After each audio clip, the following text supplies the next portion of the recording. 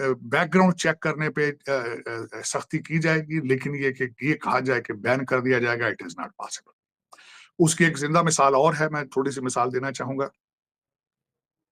यहाँ सख्तियों की वजह से एक सख्ती और की गई है कि जो लोग कोलंबिया यूनिवर्सिटी न्यूयॉर्क के जिन्होंने यहाँ पे एहतजाज किया था चीमा साहब, उनको पकड़ पकड़ के डिपोर्ट किया जा रहा है। दफ्तर ख़ारजा ये कहते हैं कि पाकिस्तानी सफारतकार निजी दौरे पर अमेरिका गए थे। वजारत ख़ारजा इस मामले की तहकीकात कर रही है। तो पाकिस्तानी सफारतकार को अमेरिका में दाखिले से रोकने का अहम मामला है, जिस पर तर्जुमान दफ्तर ख़ारजा शफकत अली खान की मीडिया रिपोर्ट्स पर वजाहत भी सामने आ गई है। अमेरिका ने इतनी भी हमारी लाज नहीं रखी कि उसने हमारे एम्बेसडर को बाहर भेज दिया।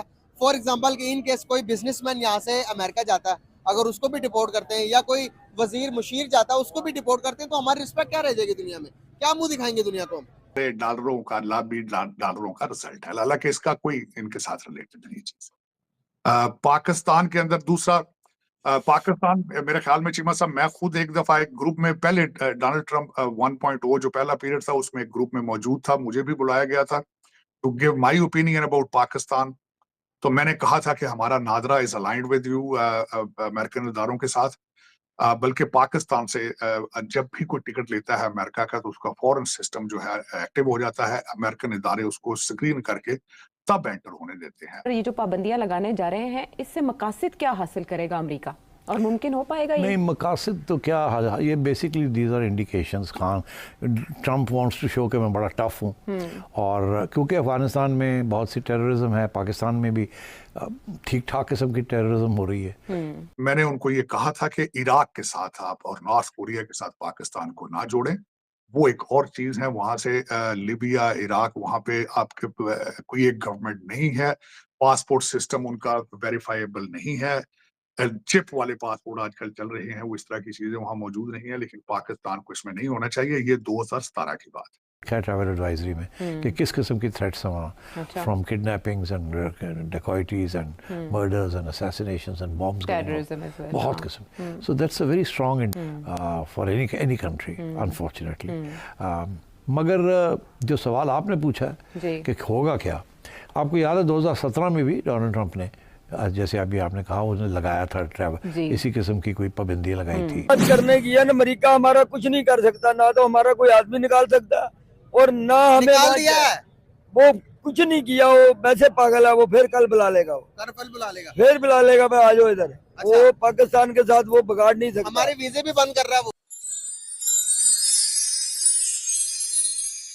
ये जो पाबंदियां लगाने जा रहे हैं, इससे मकासद क्या हासिल करेगा अमेरिका, और मुमकिन हो पाएगा ये? नहीं, मकासद तो क्या, ये basically these are indications. Khan Trump wants to show कि मैं बड़ा टफ हूँ, और क्योंकि अफगानिस्तान में बहुत सी टेररिज्म है, पाकिस्तान में भी ठीक ठाक किस्म की टेररिज्म हो रही है, और यहाँ तक कि ट्रैवल एडवाइजरी इशू की है यूनाइटेड स्टेट्स गवर्नमेंट ने कि जो अमेरिकन जो है इधर ट्रैवल करते हैं इन इलाकों में, उनको कहा गया कि बलूचिस्तान और केपी जाना ही नहीं है। लेवल 4 लेवल की उन्होंने उसको अनाउंस कर दिया कि किसी सूरत में American citizen should not be travelling to Balochistan और केपी। पहले ये होता था कि केपी में इलाके बताए जाते थे, मगर अब सारे के सारी प्रोविंस ही उड़ा दी उन्होंने कि जाना ही नहीं है वहाँ। इसलिए बलूचिस्तान में भी पहले इलाके बताए जाते थे, अब सारा का सारा बलूचिस्तान प्रोविंस का उन्होंने लिख दिया level 4। Level 4 is very high, और कि ट्रैवल वहाँ नहीं जाना। और ये एक्चुअली काफ़ी उस पर लिखा है ट्रैवल एडवाइजरी में कि किस किस्म की थ्रेट्स हैं वहाँ, from kidnappings and dacoities and murders and assassinations and bombs, बहुत किस्म। So that's a very strong for any country unfortunately. मगर जो सवाल आपने पूछा है कि होगा क्या, आपको याद है 2017 में भी डोनाल्ड ट्रंप ने, जैसे अभी आपने कहा, उसने लगाया था ट्रैवल, इसी किस्म की कोई पाबंदी लगाई थी। 7 ममालिक थे, मुस्लिम ममालिक, तो वो, मगर वो ये नहीं किया, कहा था कि सब anyone from these countries band. उनके ऊपर स्क्रूटनी शुरू हो गई थी कि देख के आने दिया जाएगा, किसी को आने दिया जाएगा, किसी को नहीं आने दिया जाएगा। अब वो ये कह रहा है कि अफ़गानिस्तान से तो किसी को नहीं आने दिया जाएगा। उसकी वजह, जो मेन रीज़न यही है, ये नहीं कि वहाँ से कोई टेररिस्ट उठ के आ जाएगा। वो जो लोग वहाँ अमेरिकनों के साथ जिन्होंने दिया है, जो कि उनको रिहेबिलिटेशन के वीज़े मिले हुए हैं और वो भी इंतज़ार कर रहे थे, कोई ये 10-20 हज़ार लोग ऐसे हैं जिनकी एप्लीकेशंस कुछ अप्रूव हो गई हैं कि आप आ सकते हैं अमेरिका, या होने वाली हैं। प्रोसेस में, उन सबको रोक दिया। ये करेगा वो फॉर द टाइम बीइंग, ये 3-6 महीने और रोकेगा कम से कम, नहीं आने देगा अंटिल इज श्योर के अब आगे किस तरीके से चलना है।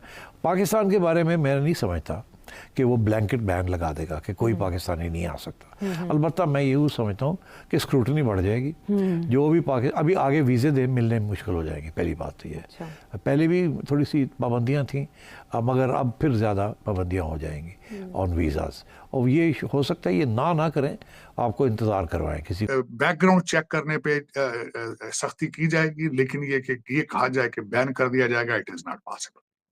उसकी एक जिंदा मिसाल और है, मैं थोड़ी सी मिसाल देना चाहूंगा। यहां सख्तियों की वजह से एक सख्ती और की गई है कि जो लोग कोलंबिया यूनिवर्सिटी न्यूयॉर्क के जिन्होंने यहाँ पे एहतजाज किया था, चीमा साहब, उनको पकड़ के डिपोर्ट किया जा रहा है। उनमें से एक बच्चा फलस्तीनी जो लीड करता था, उसको ही इज अंडर अरेस्ट, बल्कि उनकी अरेस्ट के ऊपर भी जुलूस निकल रहे हैं। अब उनको डिपोर्ट किया कर देना चाहिए था, हो चुका होता, लेकिन पता ये चला है कि वो स्टूडेंट वीजा नहीं, उनके पास ग्रीन कार्ड है। उनको एक फेडरल जज ने कह दिया है कि मंडे को हियरिंग की जाएगी और मंडे को बताया जाएगा कि डिपोर्ट करना है या नहीं करना। डोनाल्ड ट्रंप एडमिनिस्ट्रेशन ये समझती है कि ग्रीन कार्ड भी जो है वो ऐसा कोई टूल नहीं है कि जिसपे आपको यहाँ क्राइम कमिट करें और आपको यहाँ रखा जाए। डोनाल्ड ट्रंप साहब बिल्कुल ठीक कहते हैं। पहले भी माजी में जब भी कोई ग्रीन कार्ड होल्डर यहाँ किसी ऐसे क्राइम में इन्वॉल्व होता है तो उसको सिटीजनशिप रोक दी जाती है, सख्ती की जाती है। Green card is not a right, it's a privilege है। तो मंडे को मेरे ख्याल में वो बंदा डिपोर्ट होगा, क्योंकि किसी को भी इस वक्त जो अंदर अमेरिका के मूड है कि लॉ एंड ऑर्डर को डिस्टर्ब करने की इजाजत नहीं दी जाएगी। फॉक्स आज सुबह से कल से मुसलसल प्रोपेगेंडा कर रहा है कि इनको सख्ती से इनके साथ डील किया जाएगा, इनको कम किया जाए। और इस वक्त अगर देखा जाए तो काफी जजेस जो हैं उनके सफाई उनकी दिमागी तौर पे की जा चुकी है। जेडी वाइस मुसलसल उन्होंने बयान दिए हैं कि वी वोंट अलाउ दीज जजेस to stop us to deliver our mandate. और इसमें चीमा साहब देखें, मैं समझता हूँ इस वक्त जो सारी दुनिया का एक इंटरनेशनल फिनोमेना है, अनइलेक्टेड रूलिंग एलीट, ब्यूरोक्रेसी और जुडिशरी सबसे बड़ी रुकावट बन चुके हैं मूविंग फॉरवर्ड।